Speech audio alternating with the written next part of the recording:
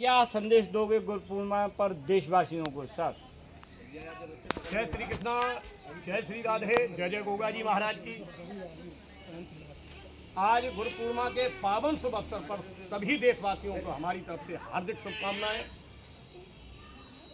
सभी को हार्दिक मंगलमय गुरु पूर्णिमा के पावन शुभ अवसर पर सारे देशवासियों से मेरा केवल एक ही निवेदन है, एक ही नंदन अभिनंदन वंदन है कि गुरु मानव जीवन में हमें अंधकार से प्रकाश की ओर ले जाता है।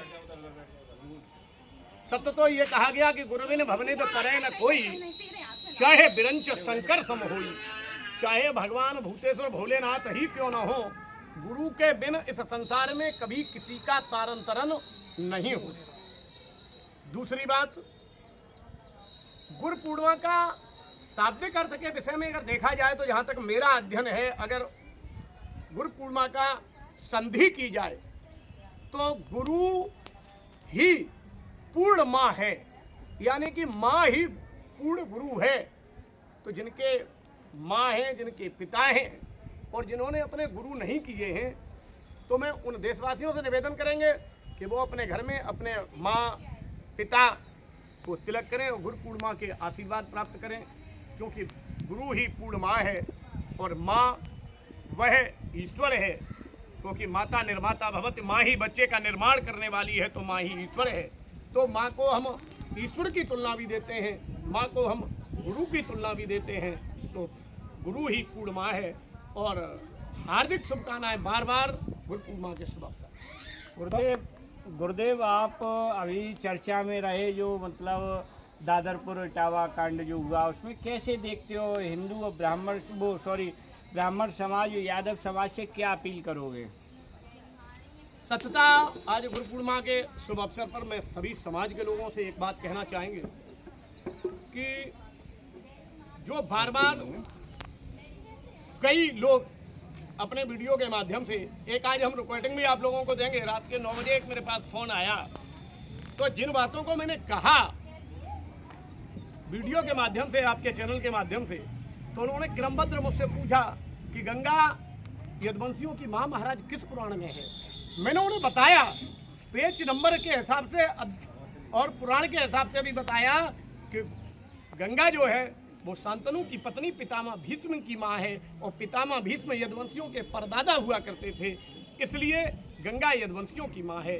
जमुना भगवान कन्हैया की अर्धांगिनी है, पत्नी है, इस भांति भगवान कन्हैया की जो है अर्धांगिनी यदुवंशी गंगा भी है। लेकिन जो लोग बार बार व्यासपीठ पर बैठकर अदर जातियों को एक शाब्दिक शब्दों से संबोधन कर रहे हैं, लोगों को विधर्मी कह रहे हैं कि विधर्मियों के द्वारा कथा को श्रवण करने से तुम्हारा नाश हो जाएगा, तो मैं कहना चाहूँगा इन गुरु पूर्णिमा के शुभ अवसर पर कि अपनी इन भाषा को लगाम दें। अगर इस तरीके की भाषा आप लोग बोलेंगे तो भूल जाएं, श्रीमद् भागवत महापुराण में यदुवंशियों के सिवा कोई दूसरी किसी की कथा नहीं है। और जब यदुवंशियों की कथा ही आप नहीं कहेंगे तो फिर भागवत में क्या कहेंगे? कौन सा नया श्लोक है तुम्हारे? शंकराचार्य, देश के बड़े शंकराचार्य कह रहे हैं कि केवल ब्राह्मण समाज ही कथा वागपत कर सकते हैं। कैसे देखते हो? मैं बार बार पत्रकार जी की बात कह रहा हूँ कि ये मानसिकता ओछी है, और इस भांति इस मानसिकता के साथ में जो सनातन धर्म का सपना, जो सनातन धर्म हिंदू धर्म बटोगे तो कटोगे। समाज अब इतना मूर्ख नहीं रहा जितना आप लोग समझ रहे हैं। इस समाज में कई लोग शिक्षित हो चुके हैं, SC OBC आज शिक्षित है, जान चुके हैं वो कि आपने किस किस तरीके से लोगों को शिक्षा से वंचित कर दिया, संस्कार से वंचित कर दिया, समाज से वंचित कर दिया। ये चीज़ भूल जाइए। इस देश में जो शिक्षित है, जो विद्वान है, जो कुत्ता में, बिल्ली में, मानव में, जीव में, जंतु में, पशु और पक्षी में जो समान भेद न रखे, वह इस देश का पंडित है, वह देश का ब्राह्मण है। और दूसरी चीज, पंडित ब्राह्मण, ब्रह्म को जानने वाला ही ब्राह्मण है। तो मैं बार बार यही बात कहूंगा कि इस मानसिकता को निकाल दें, मानसिकता को खत्म कर दें, और सभी समाज को ये समझौता करें कि हर व्यक्ति जो विद्वान है वो भगवान का कथा व्यासपीठ पर बैठने का अधिकार है। आपने पहली अगली प्रेस वार्ता में कहा था कि मठ और ये मंदिर देवालयों पर आरक्षण होना चाहिए, SC ST को भी बैठना चाहिए यहाँ पुजारी बन के। क्या आप ज्ञापन दोगे, इसकी लड़ाई लड़ोगे सर? इसकी लड़ाई लड़ने के लिए मैं तत्पर तैयार हूँ, ज्ञापन देने के लिए तैयार हूँ। सर्व समाज मेरे साथ में है। आज भी हमारे साथ में कई लोग एकत्रित हुए गुरु पूर्णिमा की हार्दिक शुभकामनाओं के साथ में हमें इस बात की भी बधाई देने के लिए तत्पर तैयार हुए कि कम से कम आपने सत्य बात को कहने का साहस किया, सत्य बात कहने का आपने आवाज़ उठाई और सत्य के लिए आप लड़ाई लड़ने को तत्पर तैयार हैं।